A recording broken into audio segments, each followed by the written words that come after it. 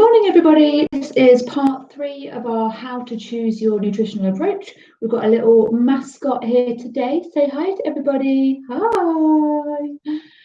So I'm Nicola from Myself Fitness, and this is based on a 3-part series. This is part 3 of the 3-part series, where I've been talking about the considerations that need to be factored in when you're choosing which direction you go in with your nutrition. So in part 1, we talked about the questions I might ask in a consultation with you or with anyone in a consultation format, and kind of we talked about the past considerations, so what you have done in the past. In part 2, we talked about what you are doing right now, so all the things that factor into the choices, habits, and decisions that you're making at the moment. And this is part 3, so we'll be talking today about the questions that I would ask and the things that I would encourage you to consider, whether you're going to do this for yourself or with a coach like me.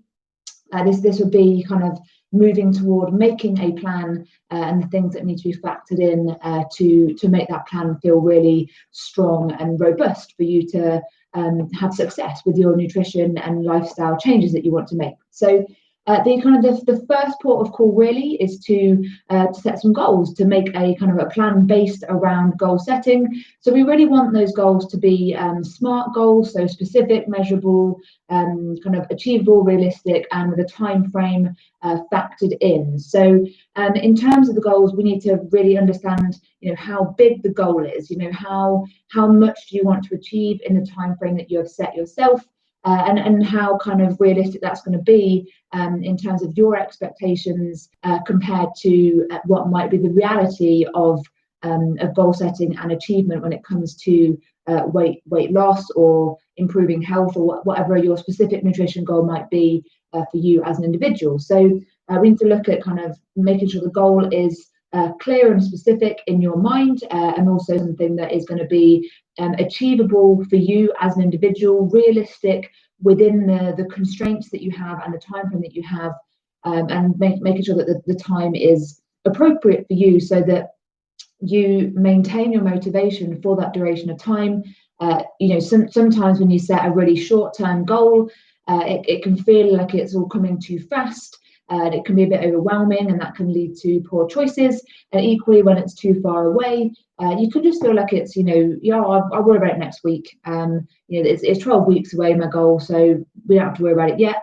And then, you're in week 10 and you're suddenly going, oh my God, panicking because the urgency hasn't been there to move toward that goal. So we need a time frame that suits you as an individual. You will know, and hopefully by this stage in the consultation process, I will have an idea of what type of person you are, what motivates you, what drives you on, and what's going to be the best approach for you.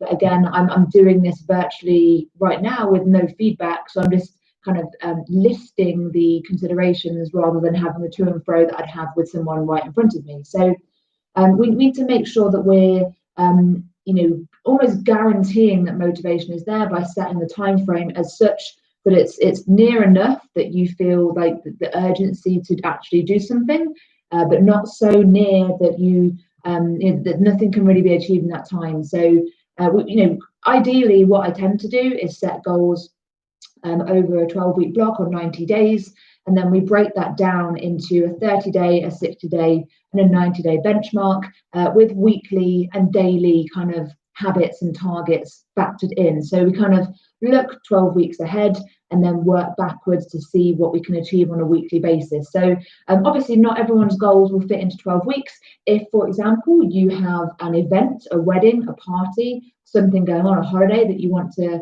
get in shape for or get healthy for, or maybe it's a big birthday that you're having and you kind of want to be in your best health ever, then we need to make sure that we're working to that date and making all the kind of working back from there, rather than just trying to fit a framework to your lifestyle that isn't necessarily relevant. So again, have a look at what is motivating you, and factor in those events. Do you have any social things going on? Do you have any big weddings, big parties? Is it your 30th, 40th, 50th, 60th, whatever birthday is relevant to you that year? Is that a big thing? Are you trying to make a big thing of that? We need to understand where those things are, and if you want to use those as a little motivational stopgap. And also these things are actually relevant because a lot of people that I've worked with over the years view these things as barriers and challenges, in that, you know, it kind of like throughout the year we have these annual occasions that almost get in our way of achieving what we want to achieve when it comes to weight loss. So, you know, you have, you know, starting from the start of the year, we've got Valentine's Day, and then we've got Easter, and then there's the bank holidays in May, and then summer comes along and you've got a 2-week all-inclusive holiday booked, and then you've got something else going on in September, then it's half term in October, then it's Halloween, and then it's you know, Thanksgiving if you celebrate that, and then you've got Black Friday, and then you've got Christmas, and so all throughout the year we can have these excuses or reasons to fall off the wagon if we want to. You know, if we're not quite ready to commit to health as a fundamental concept for what I want to change, then we can often view these annual occasions as almost like little ready-made excuses to be like, oh well, I can't start yet because it's Valentine's Day and we're going out for a 5-course meal and I'm going to get some chocolates, so I need to get past that before I start to change. And then you'll find yourself saying the same thing for Easter. You know what? Everyone's going to buy me an Easter egg, and I can't, you know, I can't not eat them. So I'm going to wait until after Easter to, you know, to make those changes. And then, oh, my holiday's coming up in a few weeks. Yes, I want to get fit for the holiday, but then, you know, then I'm going to kind of go off the radar and not worry about my health and fitness for 2 weeks. But that will become a month because we're kind of in a shame spiral by that stage.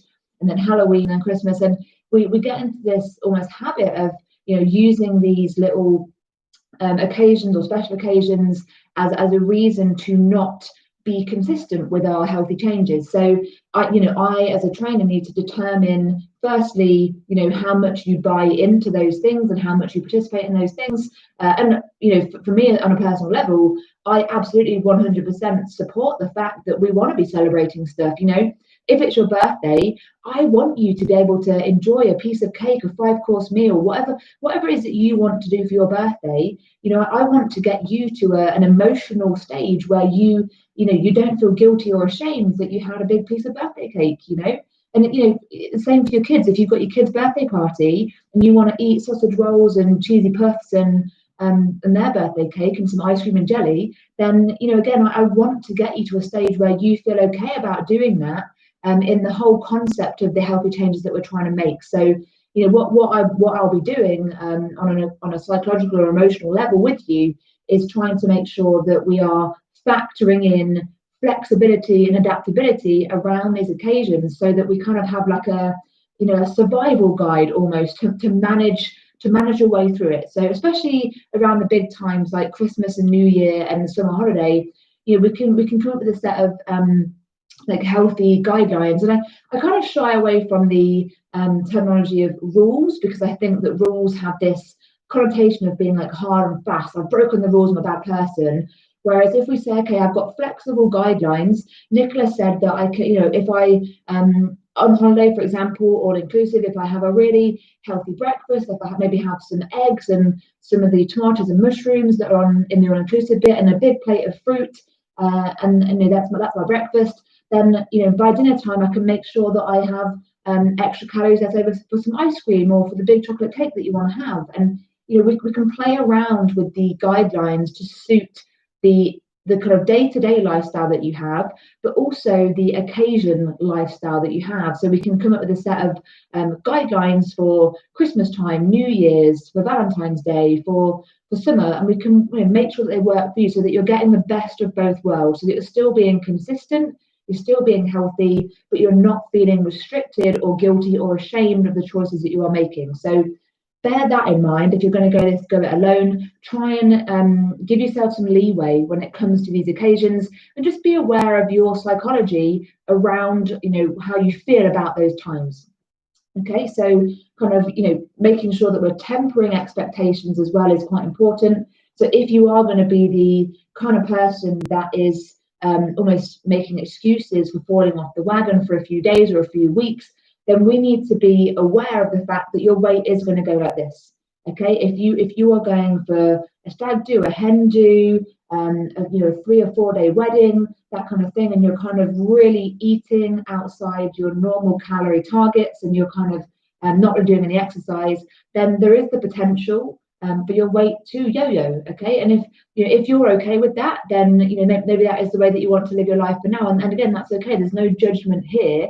We just need to make sure that your expectations are in line with the reality of the choices that you want to make. And again, try and maintain an open mind when it comes to at what stage you might want to change what you're doing, or pursue a different approach. And we don't have to stick with one thing forever. We can gradually or rapidly bring in different ideas all over the place. So again, let's just really make sure that we're drilling down to what we truly want, and aligning that with what we've got going on in our real life. Okay, so when it comes to me digging a bit deeper as well, I need to kind of understand the time frame that I'll be working with you for. So are you here for 8 weeks? Are you going to be here for the next 2 years?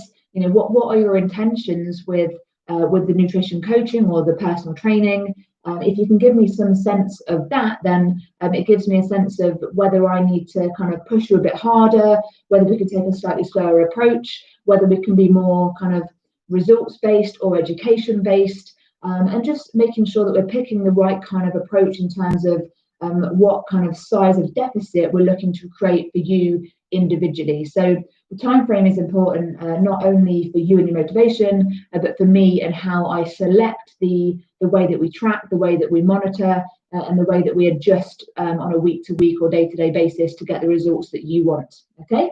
And then finally, really, it comes down to how much support versus education you need as an individual. So, I need to determine with you and agree with you how much contact you want from me. So do you need daily kind of prods to do the things that you need to do? Is it more that you're just going to crack on with it and check in weekly? How much kind of input do you want from me or your coach, your chosen coach?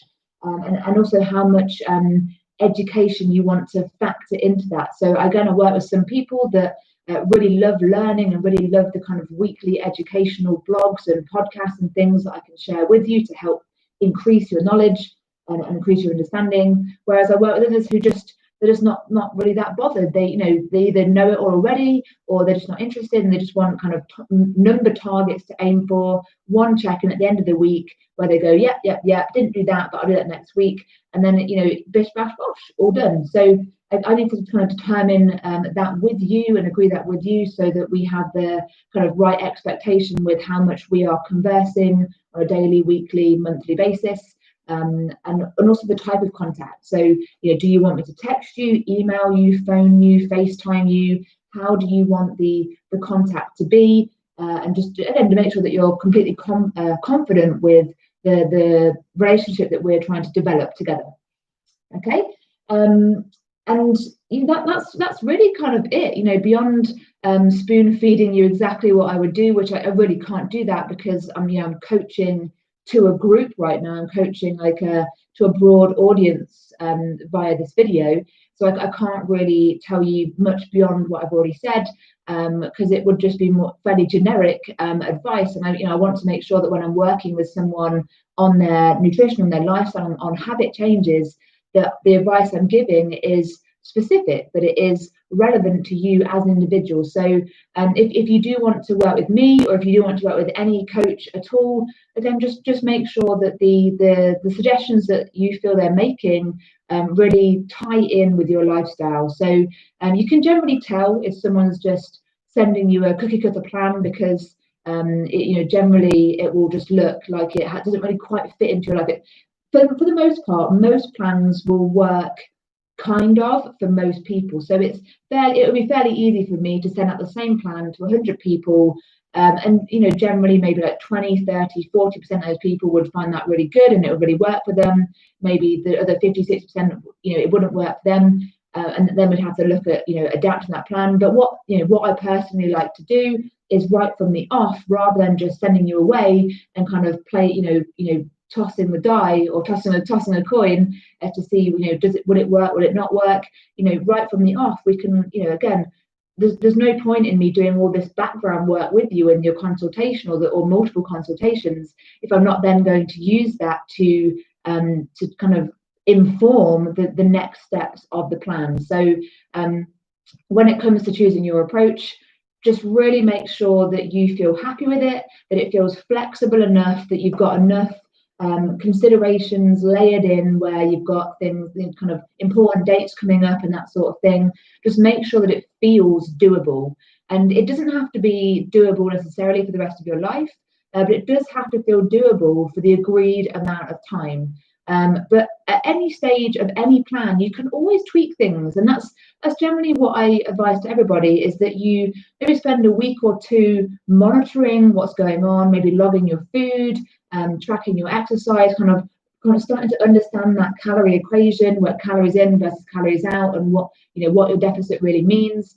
And then if after 1 week or 2 weeks you still go, okay, this is not really working for me, how can we tweak this to make it better? You don't have to throw the whole plan down the toilet. It might be that one tiny thing needs tweaking, and then suddenly things start to fall into place, and the weight starts coming off, or the weight starts maintaining, whatever your goal is. Again, so monitor and adjust every week or two, just to make sure things are ticking over. Make sure that even the little things that don't feel quite right, you can just tweak them, and have the confidence. If you're working on your own with this, if you're not going to hire someone to help you, just make sure that you have the confidence to make little tweaks. If you're going from a plan that you just found on Google, again, it will be generic, so you may have to make those little tweaks for yourself. So just have the confidence to do that. And if you get to a point where you plateau or you feel stuck, that might be the point where you consider hiring a coach, just to get you to the next stage. Okay, so that is basically the end of this 3-part series. So we've covered past considerations, present considerations, and the next steps, future considerations for choosing your plan. If you have any questions, post them down in the comments, either on Facebook or YouTube, and I will make sure that I get this kind of on the go. If you're interested in working with me or with someone else, let me know, and I can potentially signpost you to an appropriate person, or you and I can get together and start working on this. So I wish you luck with your nutrition, with your fitness, with your exercise, with your lifestyle changes. Be confident, be brave. You're going to need to step outside your comfort zone very slightly, or even just a bit more than you're actually comfortable with. Keep edging beyond those comfortable boundaries, and you'll be amazed by what you can achieve, either on your own or with a coach. So thank you for your time, and I will catch you on the next series very soon.